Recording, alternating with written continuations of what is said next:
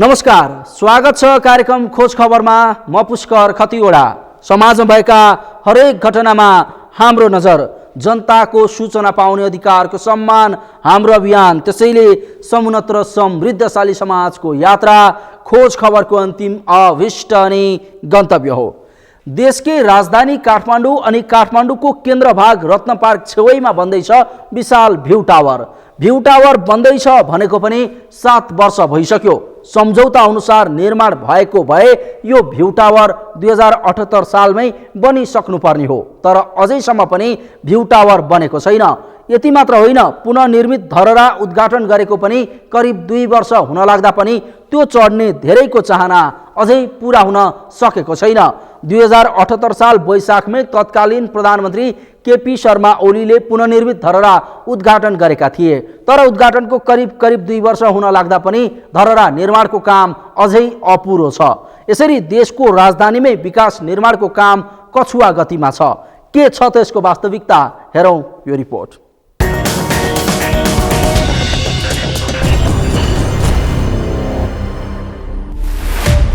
उद्घाटन गरेको 2 वर्ष हुन लाग्दा पनि धरहरा अपुरो।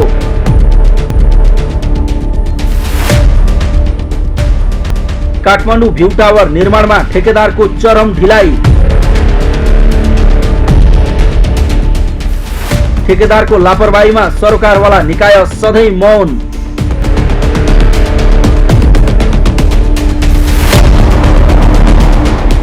तत्कालीन प्रधानमन्त्री केपी शर्मा ओलीले पुनर्निर्मित धरहरा उद्घाटन गरेको करिब 2 वर्ष हुन लाग्यो, तर पनि अझैसम्म धरहरा सर्वसाधारणका लागि भने खुल्ला हुन सकेको छैन। अझै पनि धरहरामा 20% काम बाँकी नै छ।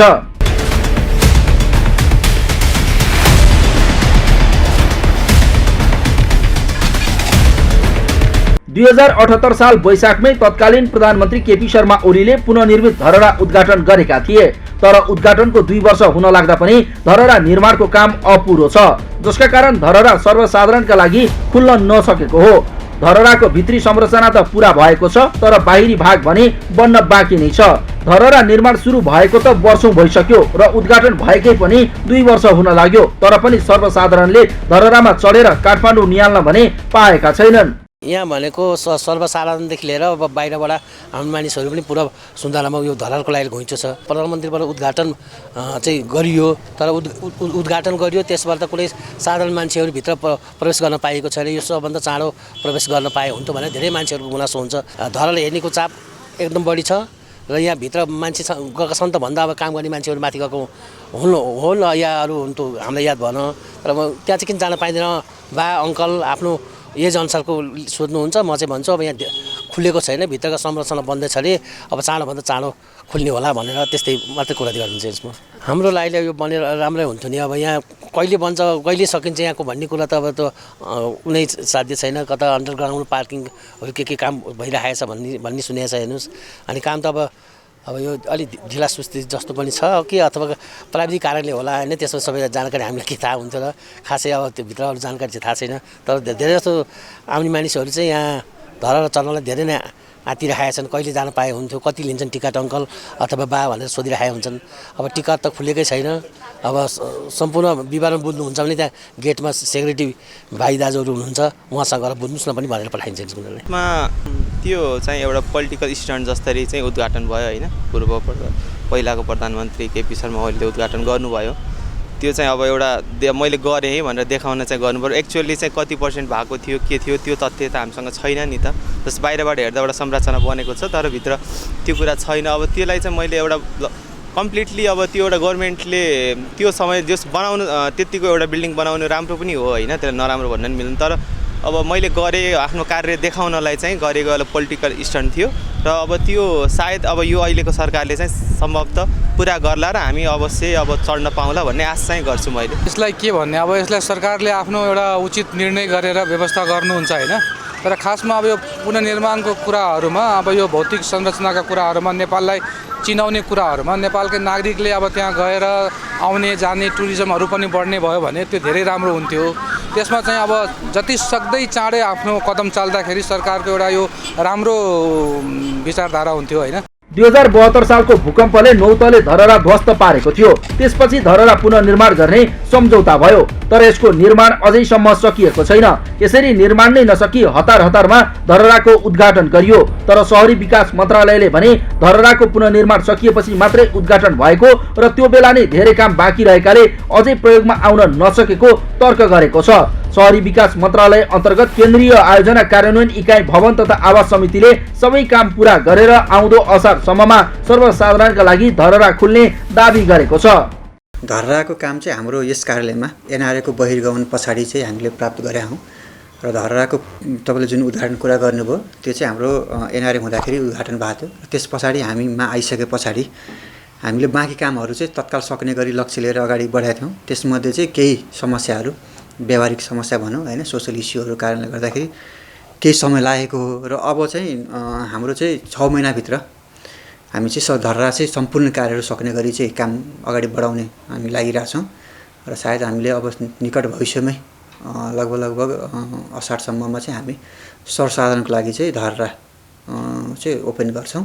हाम्रो यसको भित्रका भएका हाम्रो सुरुमा जुन टेन्डर भएको थियो त्यो यसको भित्र भएका सबै कामहरू सक्ने लक्ष्य चाहिँ लिएका छौँ र त्यसमा केही थप गर्नु पऱ्यो भने फेरि समय चाहिँ लाग्न सक्छ है।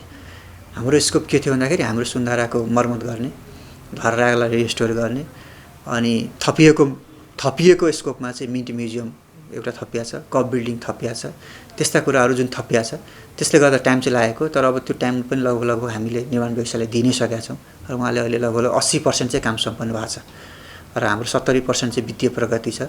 अब हाम्रो 20% मात्रै काम बाँकी छ। हामीलाई चाहिने हाम्रो लिफ्ट, स्केलेटरहरू अनि त्यसपछि हाम्रो इलेक्ट्रिकल सेनिटरीका सबै हामीसँग आइसकेका छ। साइटमा निर्माण व्यवसाय ल्याइसक्नु भएको छ, त्यो इन्स्टल मात्रै गर्नुपर्ने बाँकी छ। त्यो धेरै इन्स्टल गर्दा पनि लगभग 1.5 देखि 2 महिनाभित्र हामी सक्छौँ। त्यसपछि फिनिसिङका केही कामहरू बाँकी चाहिँ हुन्छन्, त्यो पनि हामी असारसम्म चाहिँ सक्छौँ।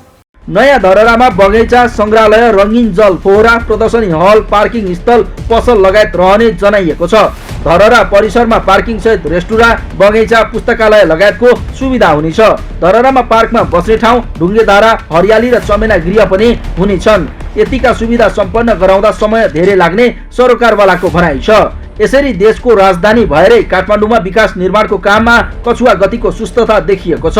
धरहरा मात्र होइन, 3 वर्षभित्र निर्माण सम्पन्न गर्ने गरी 2071 सालमा सम्झौता भएको काठमाडौँ भ्यू टावरले पनि हालसम्म पूर्णता पाएको छैन। करिब 8 वर्ष हुन लाग्दा पनि यो भ्यू टावरको निर्माण सम्पन्न भएको छैन।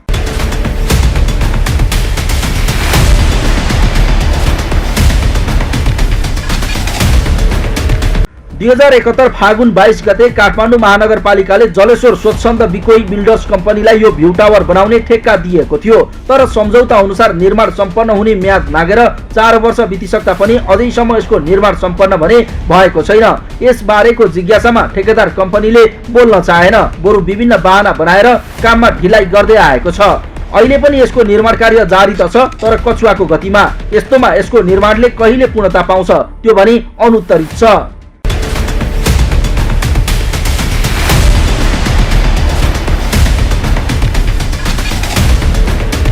यसरी करिब 8 वर्षदेखि काठमाडौँ भ्यू टावर निर्माणको जिम्मा पाएको ठेकेदार कम्पनीले समयमा काम नसक्दा ठेक्का दिने काठमाडौँ महानगरपालिकाले भने छिट्टै सम्पन्न हुने दाबी गर्दै आएको छ। सम्झौता अनुसार 12 तलाको भवन निर्माण भइसकेको र त्यसमा थप गर्नेदेखि फिनिसिङको काम मात्र बाँकी रहेको महानगरको दाबी छ। यो प्रोजेक्ट भनेको ठुलो विशाल प्रोजेक्ट हो, त्यो बन्न पनि अप्ठ्यारो प्रोजेक्ट हो। और त्यसमा के हो भने यो बिचमा कोभिडको कारणले तपाईँले देखिहाल्नु भयो, हामीले नै मान्छे नराख, तिमीहरू होइन एकै ठाउँ बसेर काम गर्न सक्दैनौ, त्यसैले कोभिडको कारणले भनेर कति समय डिस्टर्ब हो यहाँलाई नै थाहा छ होइन। मान्छेले ल्याउन सकिएन, त्यति बेला सामान पनि पाउन सकिएन होइन, इक्विपमेन्ट इन्डियाबाट ल्याउनु पर्ने, त्यो कुरा नि हामीले दिन सकेनौँ। त्यसैले यावत कुराले गर्दा यसलाई असर गरेको हो। अब अहिले तपाईँलाई हामीले जुन 12 तला भनिसकेका छौँ, उनीहरूले 12 तलाको ढलान गरिसकेका छन्। त्योभन्दा फर्दर माथि अगाडि जाने कुरालाई चाहिँ फेरि नक्सा पास गरिदेऊ भनेर उनीहरू आइरहेछन्। हामीले अहिले पुल्चोक क्याम्पसलाई अनुरोध गरिरहेका छौँ, यसलाई चाहिँ हेरिदिनुहोस्, यसको स्ट्रेन्थ कति हो कस्तो हो भनेर हामीले हेरिरहेका छौँ, त्यसपछि हामी अगाडि बढ्छौँ। अहिलेलाई हामीले दिएको अनुसार उनीहरूले बनाइसकेका छन्। अहिले त 12 तला बनाऊ भने 100% बन्यो भने उही मात्रै त्यो के भने भित्रको स्ट्रक्चर बनिसक्यो। अब फिनिसिङ गरेर त्यसलाई बिजनेस हिसाबमा चाहिँ चलेको छैन भन्ने कुरा हो, तर हामीले हेर्दा चाहिँ स्ट्रक्चर बनिसकेको छ। मैले फिनिसिङको पार्ट त छुट्टै हो नि, फिनिसिङको पार्ट छुट्टै छ। तल हामीले अब खोजेको भनेको तपाईँ पार्किङको लागि होइन, डबल बेसमेन्ट पार्किङको लागि हो। हामीले 2टा तला चाहिँ यथाशीघ्र चाँडो पार्किङलाई चाहिँ गरिदिनुहोस् भन्नु। माथि अब बिजनेस लाएन, बिजनेस पसल चलेन भनेर काठमाडौँ महानगरपालिकालाई टाउ दुखाइ पनि होइन। त्यो उसले कमायो भने उसैलाई फाइदा हो, नकमायो उसैलाई घाटा हो। तर हाम्रो तल कन्सर्न भनेको चाहिँ पार्किङ स्पेस चाहिँ हामीले युज गर्न पाउनुपर्छ, जतिसक्दो चाँडो गरिदिउँ भनिरहेको छौँ। अब त्यसको चाहिँ होइन, हामीले हाम्रो लेम्यानले आँखाले हेर्न त भएन नि, त्यसलाई नि टेक्निकल्ली हेर्नुपर्ने भावनाले त्यसको स्ट्रेन्थ कस्तो छ भन्ने कुरा चाहिँ अहिले पुल्चोक क्याम्पसलाई हामीले त्यहाँको सबै डकुमेन्ट र उसले बनाएको स्ट्रक्चरको होइन त्यो चाहिँ हेरिदेऊ भनेर हामीले अनुरोध गरिरहेका छौँ। त्यहाँबाट रिपोर्ट आइसकेपछि अनि के गर्ने भन्ने कुरा आउँछ। करिब 3 अर्ब 50 करोडको लागतमा निर्माण सम्झौता भएको काठमाडौँ भ्यू टावर निर्माणको जिम्मा लिएको ठेकेदार कम्पनीले समयमा बनाउन नसक्दा पनि यसलाई कारबाही भने हुन सकेको छैन। यसरी देशको राजधानीमै विकास निर्माणको काममा भएको ढिलासुस्तीले नेपालमा बन्ने पूर्वाधारमा हुने ढिलासुस्तीको चित्रण गरेको छ। निर्माणमा हुने ढिलासुस्ती मात्र होइन, कतिपय बनेका संरचना समेत प्रयोगमा आउन यस्तै ढिलाइ हुने गरेको छ। यसरी अर्बौं खर्चेर बनाइने पूर्वाधारको निर्माणमा हुने ढिलासुस्तीमा आम नागरिक राजनीतिकरण प्रमुख कारण भएको मान्दछन्। राजनीतिक कर्मी, प्रशासन कर्मी र ठेकेदारको मिलोमतोमा खाने भाँडो हो, अरू केही होइन। यी 3 जनाको मिलोमतोमा देश लुट्ने प्रक्रिया चलिरहेको छ।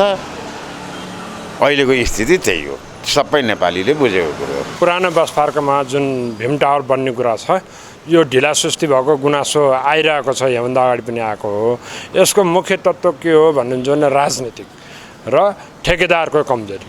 ठेकेदारले आफूले बढीभन्दा बढी आर्थिक मुनाफा लिने, ठेकेदारको रूपमा नभइकन ठेकेदार एउटा दलालको रूपमा अगाडि जन्मेपछि नेपालमा त्यो भीम टावर मात्र होइन, यस्तो अन्यत्र पनि विकासका काममा ढिलासुस्ती हुनु स्वाभाविकै हो। यसमा मूलतः ठेक्कापट्टा दिने राजनीतिक दलका आसपासका आफ्नो मान्छेहरू, राजनीति बिग्रियो भने सब चिज बिग्रिन्छ। त्यसपछि ठेकेदार जब पुँजीमा पैसा कसरी कमाउने, उसले सेवा कसरी, भीम टावर बनाएर सेवा दिने हो पब्लिकलाई, त्यो पब्लिकलाई सेवा दिनुको सट्टा कसरी बढीभन्दा बढी आफूले आर्थिक आम्दानी लिने र लुटको खेती कसरी गर्ने, जसरी ठेकेदारले सही रूपमा काम गर्दैन भने त्यो पनि एउटा भ्रष्टाचार हो। ठेक्कापट्टामा गरिएको भ्रष्टाचारको मूल कारण हो यसरी ढिलासुस्ती हुनु। काठमाडौँमा पार्किङको समस्या समाधान हुने तथा उपत्यकाको दृश्य अवलोकन गर्न सक्ने भन्दै महानगरपालिकाले भ्यू टावर निर्माणको योजना अघि सारेको थियो। भ्यू टावरमा 2 तले भूमिगत पार्किङ हुने र 300 सवारी अटाउने आंकलन गरिएको छ। तर यो र त्यो गर्दै विभिन्न बाहनामा भइरहेको ढिलाइले महानगरको विकासको गतिलाई नै गिज्याइरहेको छ। खोज खबरका लागि क्यामेरामा लिम्बहादुर खत्रीका साथमा मेनुका लम्सालको रिपोर्ट।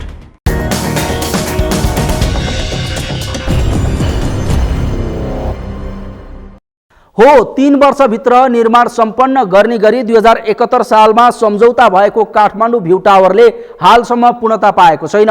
यो भ्यू टावर काठमाडौँ महानगरपालिकाले जलेश्वर स्वच्छन्द बिकोही बिल्डर्सलाई निर्माण गर्न जिम्मा त दियो, तर सम्झौताको म्याद नागेर 4 वर्ष बितिसक्दा पनि न त यसको निर्माण सकियो न त महानगरले ठेकेदार कम्पनीलाई कारबाही नै गर्यो। यस्तै तत्कालीन प्रधानमन्त्री केपी शर्मा ओलीले पुनर्निर्मित धरहरा उद्घाटन गरेको करिब 2 वर्ष हुन लाग्दा पनि अझै यसको 20% काम बाँकी नै छ। यस्तोमा हतारमा उद्घाटन गरिएको धरहरा र म्याद नागेको 4 वर्षमा पनि सम्पन्न हुन नसकेको काठमाडौँ भ्यू टावरले काठमाडौँको विकास निर्माणको गतिलाई नै गिज्याइरहेको छ। कार्यक्रममा एकैछिन ब्रेकपछि काठमाडौँका सरकारी कार्यालयमा पार्किङ नहुँदा शास्ति भोगेका सेवाग्राहीको पीडा सम्बन्धी प्रसङ्ग उजागर गर्नेछौँ। हेर्दै गर्नुहोला।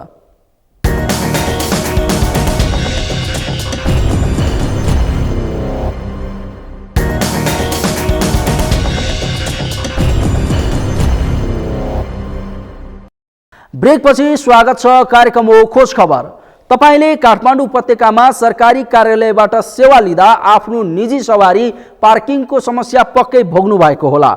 उपत्यकाका अधिकांश सरकारी कार्यालयहरूमा पर्याप्त र व्यवस्थित पार्किङ छैन, जसका कारण सेवाग्राही कि त पैदल कि त सार्वजनिक सवारीमा यात्रा गरेर सरकारी कार्यालयको सेवा लिन जानुपर्ने बाध्यता हुने गरेको छ। वा काठमाडौँका प्राय सरकारी कार्यालयबाट सेवा लिन जाँदा सवारी साधन कि त सडक किनारमा नभए अवैध असुली गरिरहेका निजी पार्किङ स्थलमा राख्नुपर्ने बाध्यता छ। के छ त्यसको वास्तविकता, हेरौँ यो रिपोर्ट।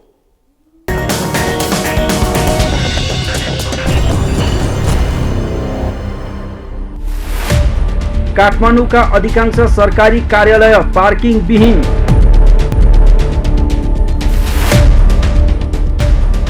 सरकारी अस्पतालदेखि अदालतसम्म कतै छैन पार्किङ।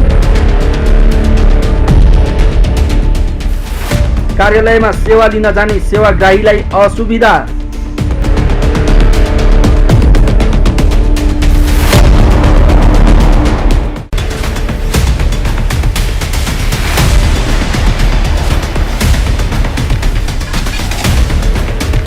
यो दृश्य हो काठमाडौँ जिल्ला अदालतको। यहाँ सेवाग्राहीका लागि पार्किङको व्यवस्था उपलब्ध गराइएको छैन।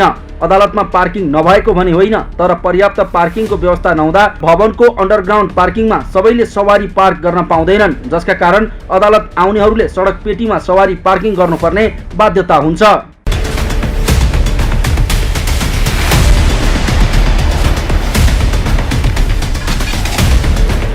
अदालत जस्तै जिल्ला प्रशासन कार्यालय काठमाडौँमा पनि सेवाग्राहीका लागि पार्किङको व्यवस्था छैन। कार्यालयमा आउने सेवाग्राहीलाई कार्यालयभित्र सवारी पार्क गर्न अनुमति दिइँदैन, जसका कारण यहाँ आउने सेवाग्राहीले पनि सवारीलाई बाहिर सडकमा नै सवारी पार्क गरेर कार्यालयको सेवा लिनुपर्ने बाध्यता हुन्छ।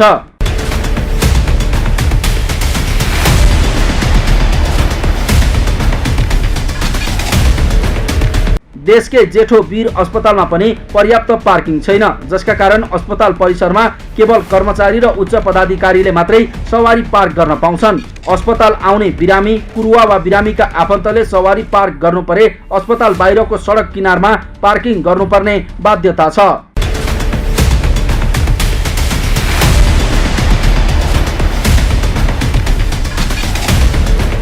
यी त केही प्रतिनिधिमूलक उदाहरण मात्र हो। काठमाडौँका अधिकांश सरकारी कार्यालयमा पर्याप्त पार्किङको व्यवस्था छैन।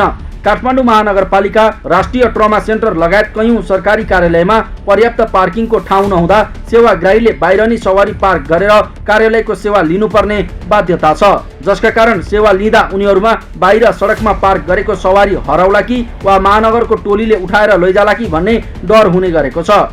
यो समस्या काठमाडौँका धेरैजसो सरकारी कार्यालयमा सेवा लिन पुग्ने सेवाग्राहीले भोग्नु पर्दछ। उपत्यकामा बढ्दो सवारी साधनसँगै पार्किङ व्यवस्थापनमा कठिनाई भइरहेको अवस्थामा सरकारी कार्यालयहरूमा पार्किङ नहुँदा यो एक चुनौतीको रूपमा देखिएको छ। व्यवस्थित पार्किङ नहुँदा सडकका छेउछाउमा निषेधित क्षेत्रमा पनि पार्किङको चाप बढ्दो छ। अझ महानगरपालिका तथा ट्राफिक प्रहरीले जथाभावी हुने पार्किङमा कडाई गर्ने र जरिमाना तिराउने गर्दा सेवाग्राहीहरू मारमा पर्ने गरेका छन्। पुस महिनामा मात्रै अनाधिकृत पार्किङ क्षेत्रबाट 5693 चालकहरू कारबाहीमा परे। यसरी पार्किङको व्यवस्था पनि नहुने र बाहिर राखे कारबाही र जरिमाना हुँदा आफूहरू आजित भएको सेवाग्राहीको गुनासो छ। पार्किङको समस्या हो। पार्किङ नभएर पनि मान्छे धेरै शास्ति खेप्नु परेछ होइन। त्यही भएर पनि यो पार्किङ चाहिँ अनिवार्य हुनुपर्छ भन्ने जस्तो मलाई लाग्छ। म जिल्ला अदालतकै त्यहाँ काममा आएको होस्, त्यहाँ पार्किङ त रहन्छ। त्यस पार्किङ चाहिँ जस हुनु पर्यो भन्ने त मलाई लाग्छ। सरकारी कार्यालयमा पर्याप्त पार्किङको व्यवस्था नहुनु र बाहिर राखे महानगरपालिकादेखि ट्राफिक कार्यालयसम्मको कारबाही हुने त्रासले सेवा लिन पुगेका सेवाग्राहीहरू आक्रोशित हुने गरेका छन्।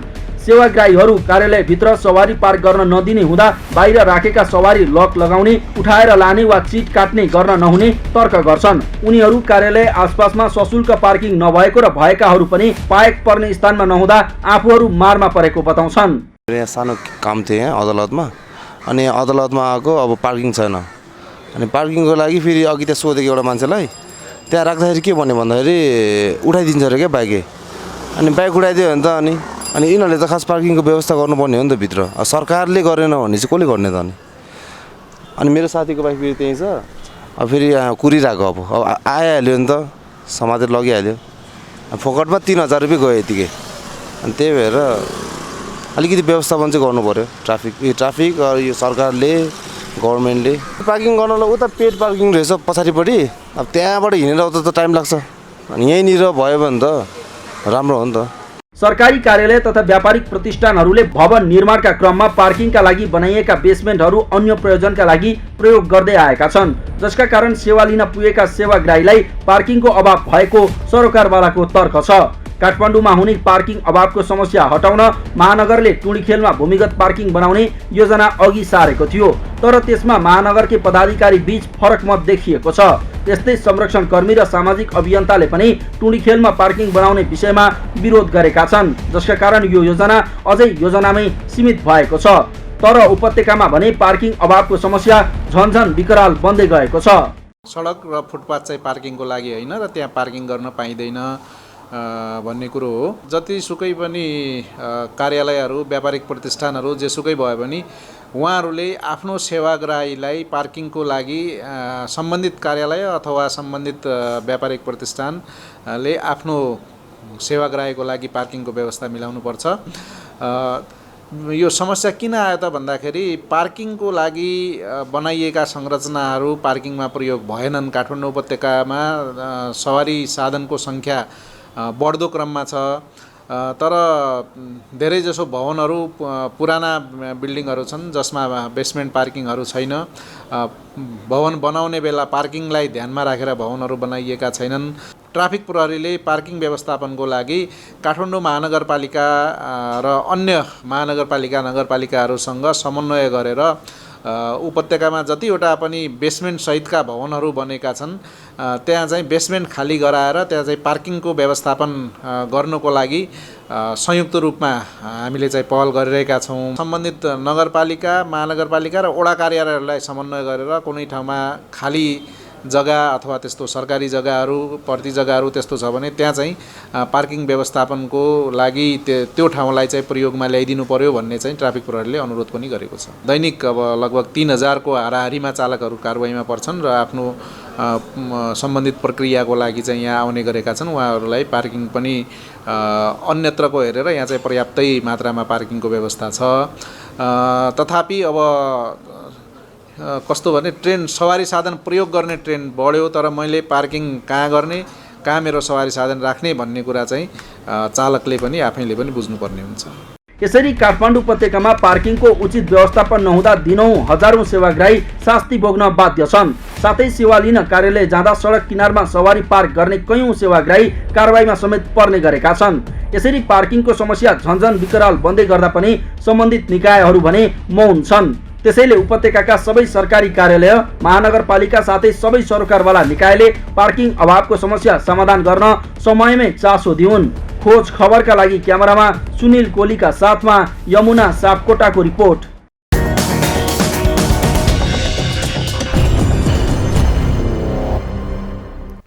हुन त काठमाडौँ उपत्यकामा सवारी पार्किङको अभाव नै छ, तर सरकारी कार्यालयमा त यो समस्या झनै विकराल छ।